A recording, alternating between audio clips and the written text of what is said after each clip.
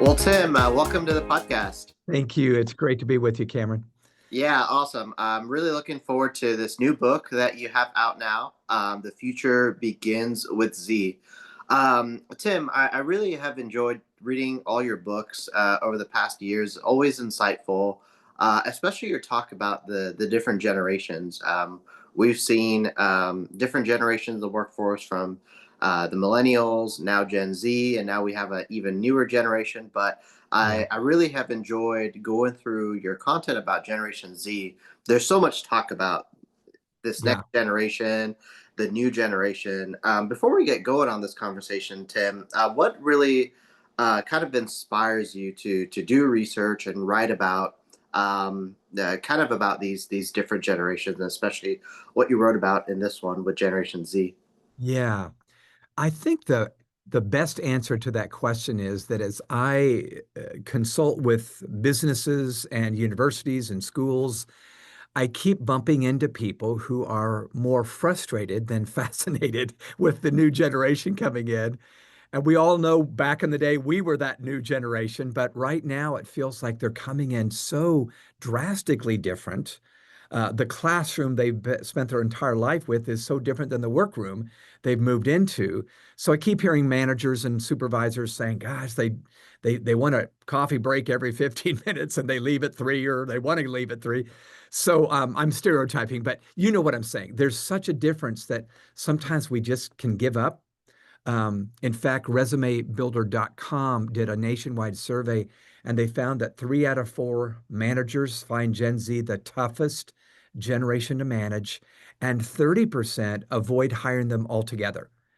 And I'm just thinking that is not a way forward. We can't move forward with that. In fact, here's what I would say. We don't know much about the future, but we do know one thing. Gen Z is going to be there, and we may not be. So we're going to have to help them climb onto our shoulders and pour into them and get them ready to take their roles on our team. That's why I felt like I need to create a field guide for that manager that's over 40 years old, that's more frustrated than fascinated right now.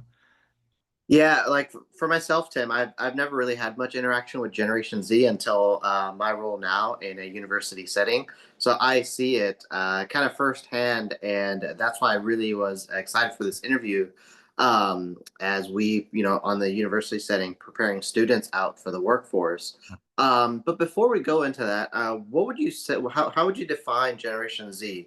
What are the kind of the years that they grew up in, the Yeah, society yeah. at that time? And also, what do you say are those defining characteristics of what a Generation Z person or this Generation Z is all about? Great. Good question, by the way. Well, sometimes we mistakenly assume they're just continuations of the millennials, and they are not. The millennials grew up more or less in the 80s and 90s. Generation Z has pretty much grown up in the 21st century with not just a cell phone, but a smartphone, which was a game changer. Mass shootings in America have just skyrocketed. The last few years, Cameron, there's been more mass shootings than there have been days in the year. I didn't have that when I was growing up. I mean, my biggest problem in middle school was, where's my baseball mitt and how do I find a girlfriend? Well, now, they're ducking in the cafeteria if they hear a loud noise because they think a gun is going off. So, Gen Z would make up, depending on the social scientists that you read after, they would be the late 90s all the way through 2010. I believe the turn of the century so much pivoted at that time that they really began, at least the new marked human being, turn of century onward. And you even mentioned the alpha generation now is the younger children behind Gen Z that we're studying now. But I would say if you and I went to Starbucks and we had 5 minutes and you said, summarize Gen Z, I would say as they come into the workplace, or maybe even in the classroom, you'll see a high sense of agency. They feel pretty self-sufficient and a high sense of anxiety. So one screams, I don't need your help. The other screams, I desperately need your help. You follow what I'm saying? You might feel this as an instructor. So the agency, think about it. They grew up with a smartphone, not just a cell phone. So kids are asking Google, Siri, and Alexa questions they used to ask mom and dad, at the dinner table. But then the anxiety. I think the smartphone brought on both of these, anxiety and agency. Think about it. I can do anything, I can look it up, it's on demand, instant access, but yet I'm overwhelmed with the volume of information coming at me. And now I feel a little bit paralyzed. So you know this because you're involved in the university, but 94% of university students tell us that the number one word they use to describe their life is the word overwhelmed. And I'm just thinking, I don't think life was supposed to look like that. So anyway, I'll stop there, but that would be what I would say in a few minutes to try to describe Gen Z to anybody who cared to know. Mm. Yeah, and one of the things too, as leading students and also previously in the business world, leading those in Generation Z, I realized the expectations in the work environment are very different as Yeah. opposed to myself. That's a millennium, and that's one of the things that really, really surprised me about Gen Z is expectation in the workplace, Yeah. overall, overall just perspectives about work has, Mhm. I think it's shifted over the years, Yeah. Yeah. uh, and I think just the way Generation Z looks into the future about their life, it's totally different. But would love to hear your thoughts on. Yeah, absolutely. They do come in with different expectations. Part of it is that oftentimes parents have said to them growing up, just focus on academics. Don't get that job in the summer. Don't get that part-time job. Not all, but many, enough that they may come into the workplace with little to no experience at work. So a hiring manager might be flabbergasted, if I can use that verb, at what they're asking for. Six-digit salary. I want, PTO here, and I got to take care of my mental health. And they do, but they're asking for a lot. So one of the chapters in the book, I talk about expectations and right sizing them. Sometimes we need to lean into them. It is a new day, and sometimes they need to lean into the real world that follows college. So I use the word perks. It's an acronym, PERKS. I think during that interview, just to figure out where they are, we need to find out their preferences. That's letter P. In other words, what do you wish were true about this workplace? Maybe we can do it. Maybe you want a Coke machine in the dining lounge or whatever. Maybe we can do that. But it's good to find those out because that can be a rub finding it out 6 months later where they're gossiping or throwing everybody under the bus because there wasn't a Coke machine. The letter E is expectations. So, Cameron, here's what I have come to believe conflict expands based on the distance between expectations and reality. If you think about it, they're coming in with an expectation. If it isn't voiced and you don't know, and later it becomes an issue because you never found out it's been unspoken and unmet, it's trouble. Here's the analogy I always give. I don't know if you've heard me say this or not, but if I tell my wife I'm going to be home by 7:30 for dinner and I get home at 7:40, it's not a big deal. If I get home at 9:30, we have a tough conversation there. And it's not because she couldn't live without me for 2 hours. It's because I created an expectation and conflict expands based on the distance between those two. So expectations. The letter R is requirements. Gen Z is coming in with some demands. They have heard how horrific that the workplace is. You don't care about us. We're commodities. You'll fire us in a heartbeat if the revenue isn't right. And they feel that way anyway. So they don't feel like we really care. So they will come in with some demands on what the company does for the community, on what you'll do for me. And it's good to find those out. The sooner, the better. The letter K in perks is, I think it's important to know the keys to their heart. This may sound like a soft issue, but I just want to know what makes them tick. What are their passions? What are their loves? I want to know something about them that's not just about work and the tasks I've been given them to do. And then the letter S in perks is obvious, but salary, what kind of desire do they have? And maybe we need to stop the conversation there. I give those only as a handle, but I feel like we're going to find some differences with Gen Z because they look well, let me say one more thing. In 2020, Gen Z was beginning to enter the workplace, And if you remember, 2020 was a hard year. The pandemic broke out. We all were sent home. Well, Gen Z was the first population to be let go by bosses. Well, they thought, well, you weren't loyal to me, Bob. Why should I be loyal to you now? I got to look out for myself. So there's a look out for myself type of mindset that doesn't go over well with an employer, but it's understandable. And I'm not excusing their behavior, but I am trying to explain their behavior. Yeah. Mm. Yeah, the lookout for myself was actually just going through my mind is and that's something I noticed from Gen Z. Like for me, Tim, as a millennial, I was one that was super passionate, in the aviation industry, stuck with one company for about 10 years, rose Yeah. to, leadership roles very quickly, and it was all Yeah. about work, work, work. And Yeah. now I realize that Generation Z, they're all about looking after themselves first, Yeah. and Yeah.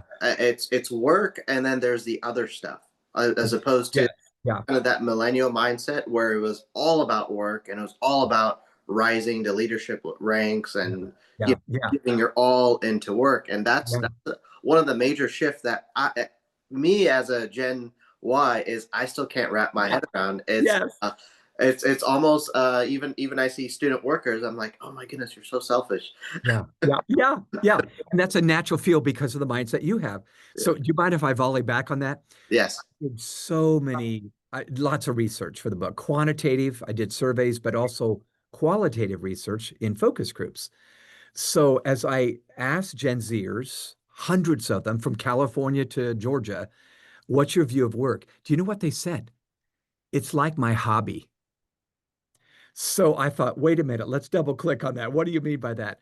Well, they look at older generations and go, my gosh, work was everything to you. So they would say, baby boomers, you live to work. I work to live.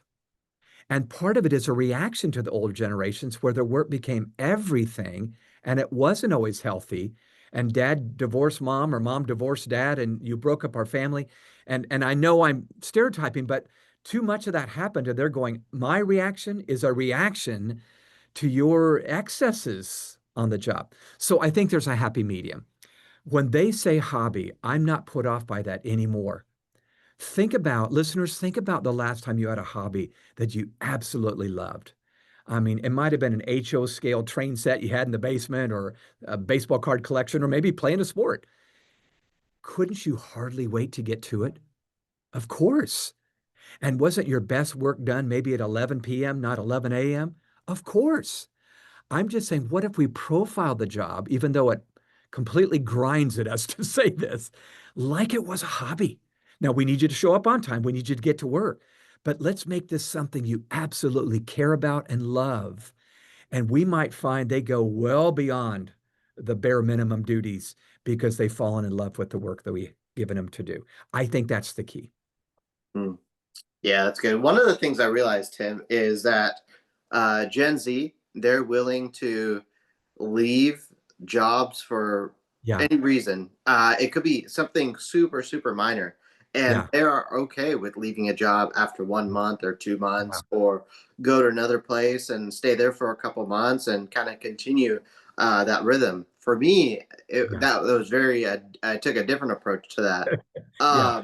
But with this, Gen Z having that reputation of hopping from job to job, how can leaders, now speaking to those leaders, those hiring managers, how can leaders make young team members as Generation Z want to stay longer?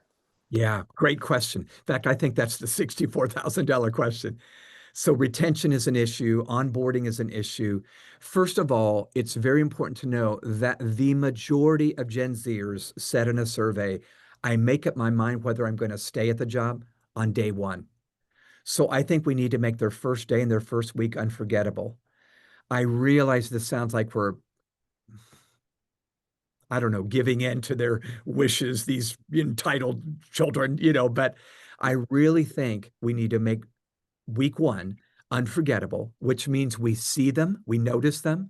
Maybe we even have their name pop up on the screens at the office, or maybe they see something, a gift on their desk when they show up at their cubicle or their office. Maybe they're assigned a Sherpa guide who kind of watches over them week one and takes them to lunch and helps them understand how the work works, that sort of thing. I think that's key. But really what I'm saying is relationship is almost everything. If there isn't some connection made, I don't think you have a good chance of keeping them. Again, if they feel like a commodity that comes and goes, they will be hopping around. One CEO said to me, the corporate ladder has become the corporate lily pad. The frogs hopping around everywhere. So relationship is key. The phrase that I'm hearing them use now as I talk in focus groups with them is, I want a culture of belonging. Now, Mm, listeners, think about this for a minute. They want to feel like not just they fit in, but they belong. Here's the difference. Fitting in means here's who I am, but I need to change myself to fit into this team. You don't like my purple hair, you don't like my nose ring, or whatever. Belonging is something different. Belonging is I come in fully as I am, but I am myself on behalf of a larger whole. That's the key. So we need to sell them on the job and the mission that this organization has, and then say, we want you to be your full self, but it's not just about you, Jessica or Josh. It's about something way, way bigger than you. So I'll stop there, but I think this is the key to every one of them that I'm talking to. No, I think you touched on some good points there, Tim, and I see that too. Is um, Gen Z, they want belonging, but also they also want connection Yeah, and that yeah, relationship. They crave both. Uh, yes, they yeah, have that desire and they crave both, and I think those are the two elements that bring happiness yeah, for a Gen Z in a working environment, and they're able to stay longer. And I yeah. think once you remove one or and both, then they're gone. No doubt about it. In fact, one of the chapters in the book, I dedicate it to the myths that we've come to believe about Gen Z. And there are some. I had some myths, and this is what I do for a living. So you might appreciate this. I sat down and I talked to the Gen Zers in these focus groups about some of the most common myths. One of them is they don't really care about the job. They don't really care about working. In fact, at 5 o'clock, they leave as quick as they can. So you're in California, Cameron. I talked to some Gen Zers in California, and I said that. I said, the bosses feel like you don't really care about the work. You leave right at 5. And one young lady, 21 years old, full-time job, said, can I tell you why I leave right at 5? I said, sure. She said, because I have to dash off to another job. I don't make enough money here to make ends meet and pay the bills.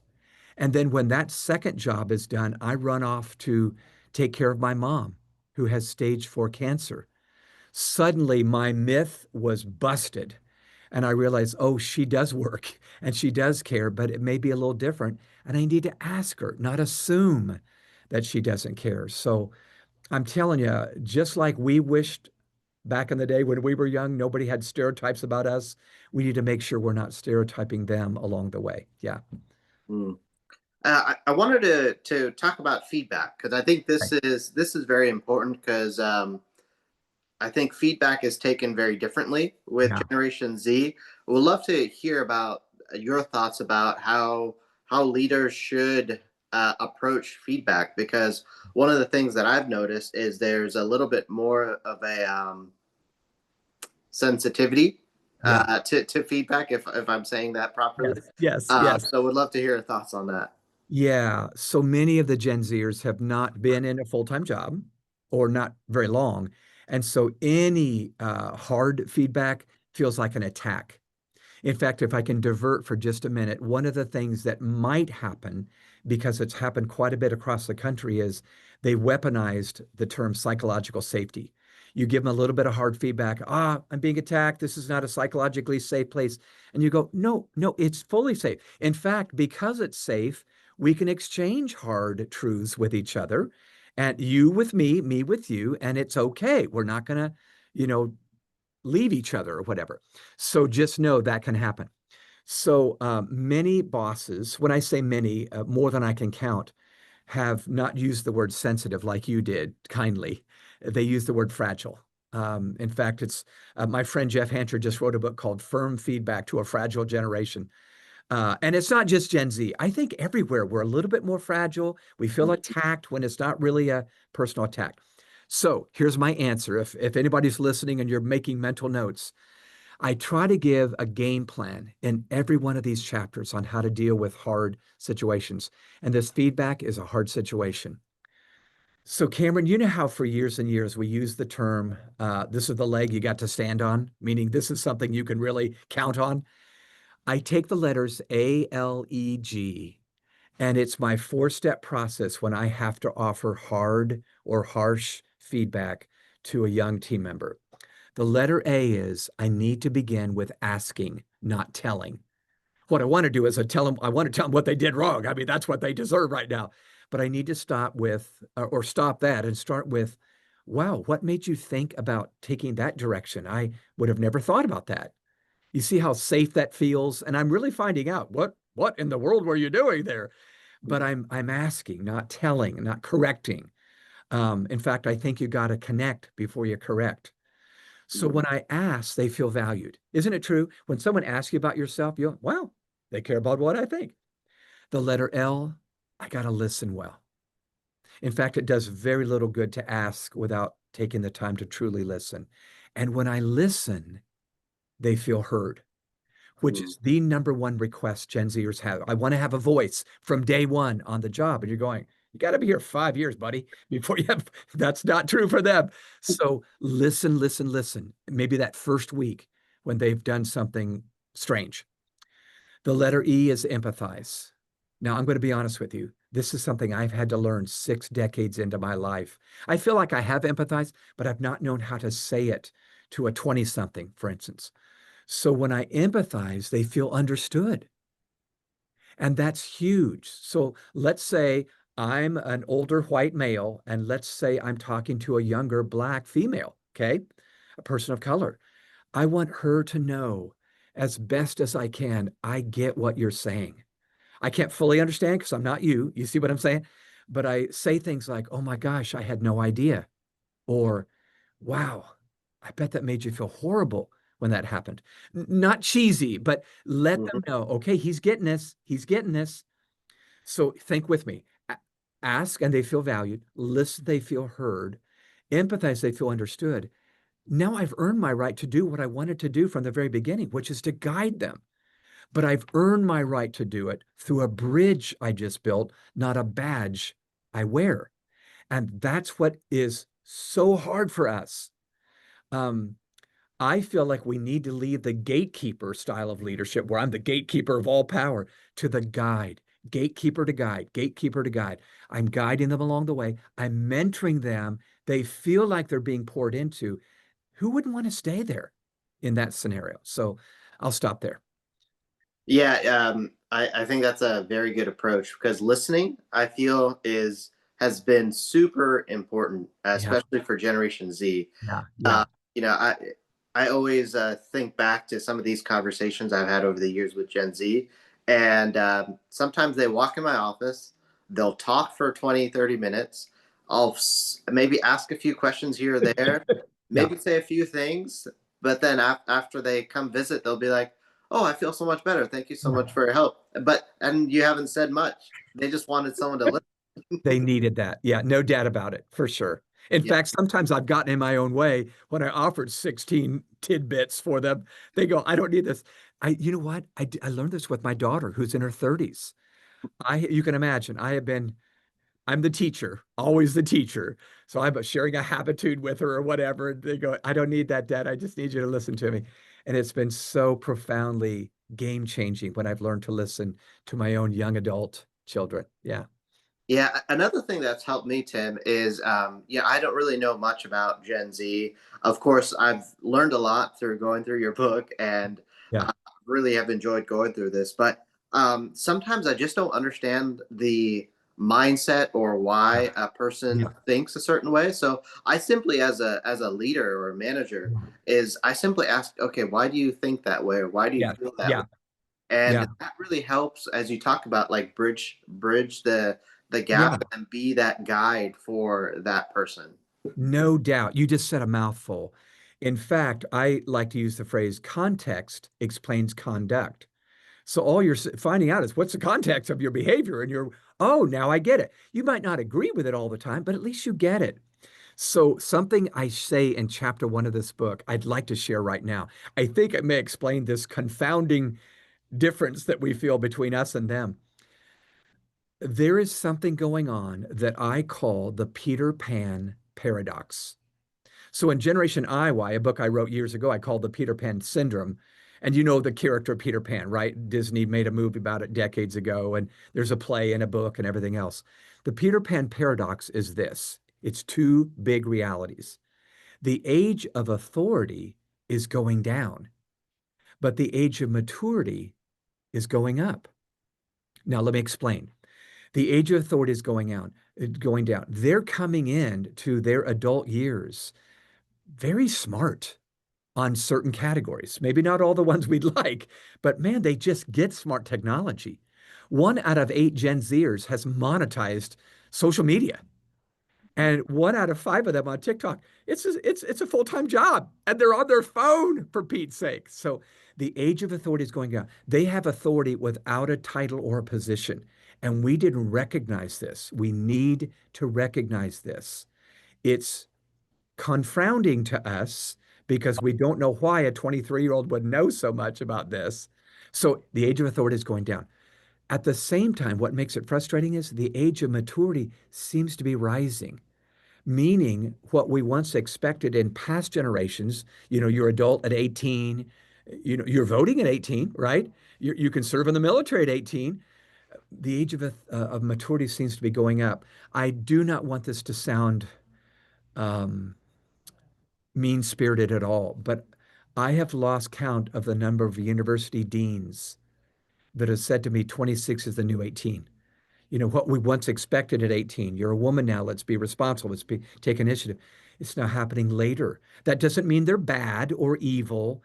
It just means here's what we've found in our studies. Cognitively and biologically, they're ahead. Socially and emotionally, they tend to be behind. So we need to know, okay, let's pour into them in the areas that they need. Let's listen to them in the areas that we need to listen. So here's a nice ribbon around what I just said. Leaders, you're going to need to listen more than you used to listen to them, but coach more than you used to coach, if that makes sense. Yeah, that's what really took me out of my comfort zone is the coaching side. Yeah. Listening, I got pretty good at, but then the Yeah. coaching side, uh, Yeah. it's a little bit unique. But I think you touched on something good too, is the especially on the emotional side, and I realize with I guess my generation and maybe from my lens is, you know, it was all about work, work, work, and doesn't matter if you lose yourself or you lose your mind, you've got that job, you got that title. But Yeah. now, Generation Z, and also just in general, society is talking about mental health more. Yeah. Right. There's people are talking about that at the surface level now. Yeah. And I think when I was in my 20s, that wasn't necessarily a Me. topic. Yeah. It wasn't the first thing, and so there's a lot of sensitivity too, because I just think Gen Z, they're not quite emotionally there. Yeah. Yeah. And it's becoming a serious issue too.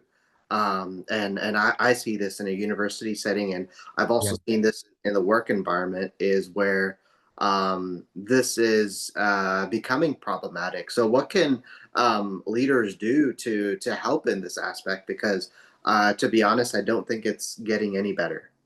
No, you're right. At least the data shows us it's on the way forward into what you just said, not backwards. So you're absolutely right. Anxiety has been normalized. Depression is on the rise. It's so sad. It's so sad. I think we were all ambushed by this issue. And part of the reason is the smartphone. It's not the only reason, but we didn't know what this smartphone and the overwhelming amount of notifications would do to us, but it is overwhelming us, and especially Gen Z. So let me tell a quick story before I give you some steps you can take. I have a dear friend who owns a company, and they hired a Gen Zer, a young lady. They hired her because she's smart, 4.0 GPA. But on the first week on the job, they felt like she was disengaging. So her direct supervisor met with her and said, "Are you all right? What's up? Why aren't you doing your work?" And she was pulling back more and more. And she finally admitted, "You guys don't care about my mental health. I need some times to get away or whatever." And that's not wrong, but they needed her to do the job description that they're paying her money and they're going, "Where's the return on investment?" Well, that just seems so cruel to her. And so she didn't understand the equation of the give and take of the social contract that we make with a boss. And she felt like they didn't get her because they never really asked about, is you struggling with anxiety disorders or depression? Within a month, she wrote a letter to the whole, an email, I'm sorry, not a letter, an email to the whole company, not her boss, not her department, whole company. "I'm leaving, bye," and left that day. Poof, she's gone. Um, So no 2 weeks notice. She didn't know to do that, I guess, or she didn't read the manual. So this is happening. That's not an isolated incident. It's happening more and more. And of course, supervisors are going, "What in the world is going on?" So the number one thing we can do is we need to bring up the issue. You're not inviting more trouble when you bring it up if you do it right. You need to say, "Hey, I know many people today, not just your generation, Susie, but many people today are struggling with mental health issues. How are you doing in that area? We want to make sure you feel cared for because I need you to get some things done." So you're talking about the exchange, okay? But see, when you bring it up, now they don't feel like it's an unspeakable topic. And then in this chapter, I have a whole chapter on mental health in this book, The Future Begins with Z. I talk about four doable things that departments and leaders can do for their Gen Zers. The first one is margin. I think we need to make sure, especially at the beginning, that a Gen Z team member feels like they have some margin in their day. Now, I know you and have bought into it, man, squeeze every ounce of work you can into that 8 hours. That's how you show you got work ethic. Um, they would, oh, I need to tell you this in my surveys, I have a whole chapter on the future of work for Gen Z. They believe shortcuts are the new work ethic.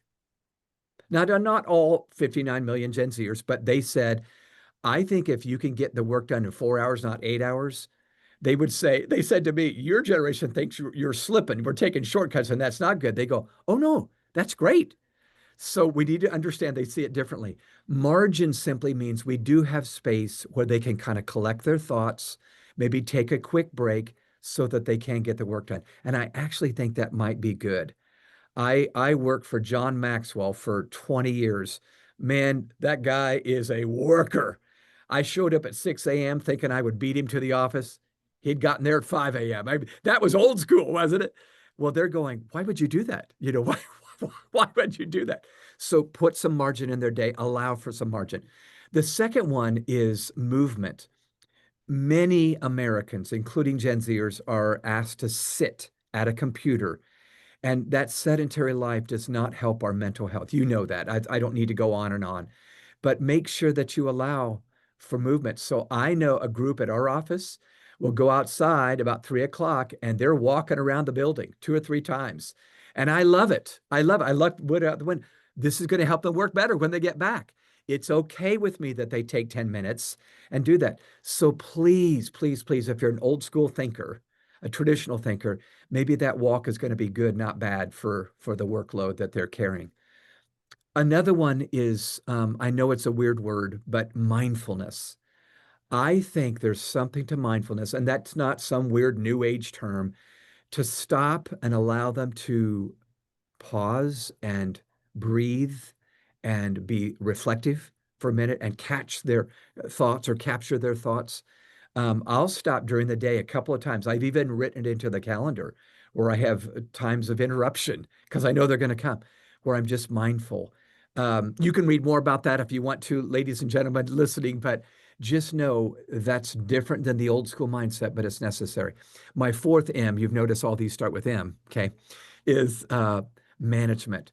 Help them manage their mental health. And that might mean they need an appointment with a counselor.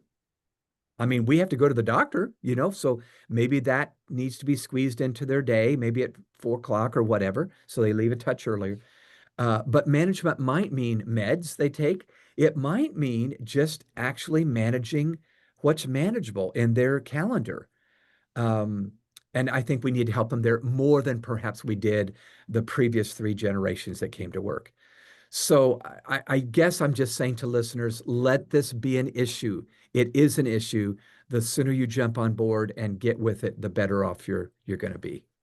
Mm. I love your insights on that, and I think that needs to be a huge focus, whether you're an employer or in the academic setting or wherever, Mhm. especially when encountering Gen Z, to have that at the forefront. Like this is an issue in our society today, Yeah. and what is it that you as a leader can do to help Yeah. help them navigate the waters of this Yeah. space Yeah. Yeah. that can feel scary. No doubt. No Yeah, doubt. Would you mind, Cameron, if I told a quick story? yeah. Everything I said, I think can be summed up in this story. At the beginning of the book, I share the story of Colin Webb. I have known Colin since he was in high school. He was a very smart public high school student. In fact, so smart that he got an invitation to go to MIT for college. So he went off to Boston and went 4 years to MIT, made good grades, served in student government, etc.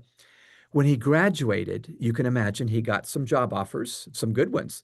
He decided to go to Detroit and serve at one of the big three automakers, General Motors. And they put him in the smart car division. So Colin's working the smart car division at 22 years old. Well, Colin immediately saw some improvements that could be made in how they do professional development, how they get this task done. There have been some, normalization of defects there in this old school way of doing work there at GM in his mind. So Colin talks to his supervisor, and you should know he's a very respectful young man, really respectful. I'd hire him in a New York minute if I could afford him. Well, when he talked about these ideas he had to his supervisor, they go, "Hey, buddy, just keep your nose to the grindstone, keep your head down, do your work." Well, Colin went back to his desk, but he knew these ideas were good. So get this, he had the audacity to send an email to Mary Barra, the CEO of General Motors. So he sends this email to her, this, huge leader. Mary gets back to it and says, "These are really good ideas. Let me Mhm. take them to the executive team that I work with." They all agreed they were good ideas. Mm. But by the time those ideas made their way down the organizational flowchart, bound to the middle managers that managed Cam or Colin, I'm sorry, uh, they got stuck. They reached an impasse. In fact, Colin was told, "You need to be here 8 years before you get to be a leader of anything." Well, within the year, Colin left. He started two companies. He sold one of them. He's now doing quite well financially, living in the Bay Area right now. But I'm thinking, there might be some things I don't understand about this story, but one thing I think I do understand, GM lost out on an incredible young team member because they didn't want to change. They wanted to do it old school. And certainly they're great, but I'm just saying we need to be open to what they bring. The age of authority is dropping. Mm. That's so true. Tim, as we wrap up this conversation, I wanted to end on one final question here is how do you remain optimistic about the future? Yeah. Wow. Well, I started studying the different generations in 1988. Believe it or not, when Gen X was coming in. I'm a baby boomer, so I'm an old guy. But I began to see in the late 80s, ooh, changes in the wind. Then your generation, the millennials came along. Oh my gosh, changes in the wind again. Now Gen Z, soon it will be Gen Alpha. But every time I've forced myself to focus on what do they bring? Not how different are they, but what do they bring? So here's a good analogy. I'm going to tell a story real quick. A good analogy is, isn't it true if you went to England, let's say you and I flew to England, flew to London, okay? It would be easy to say, oh, wow, they're different here. They drive on the wrong side of the road. They spell words wrongly. They pronounce words wrongly. Well, that's not true. They're different, but they're not wrong. Do you see what I'm saying? You see where I'm going with this? We need to make sure we don't say they're wrong. They are different. But here's how I stay optimistic. The last four generations coming into the workplace brought something we desperately need. And if I may illustrate, back in the 1960s, the United States of America achieved something that we had never achieved before. It was in 1969 that the US put a man on the moon. Neil Armstrong and Buzz Aldrin stepped out on the moon. And that was a feat that no country in the world had done. Here's the story behind the story. Did you know that when John F. Kennedy cast vision that we're going to put a man on the moon by the end of the decade in 1961 and 62, the US didn't even have the technology to do such a thing. They were still doing things way old, just trying to orbit the Earth or something. So they quickly brought in the latest technology.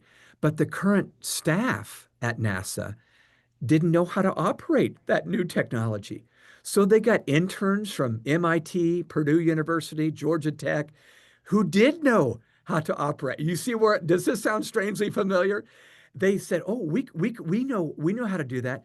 And very quickly, the people that were 45 to 55 said, "We will be Mm, sim soups, simulator supervisors. We'll be the mentors here. But you guys understand these new computers. You guys get it." And so I don't know if you know this, but the average age of the guys, usually it was guys, but the guys that were they were serving as operators that landed a man on the moon, 27 years old. Average age 27. Many of them younger. In fact, the man that said go, not no, that actually landed the space capsule on the moon, Jack Garman, 23 years old, 1 year out of college. But NASA trusted those 20 somethings.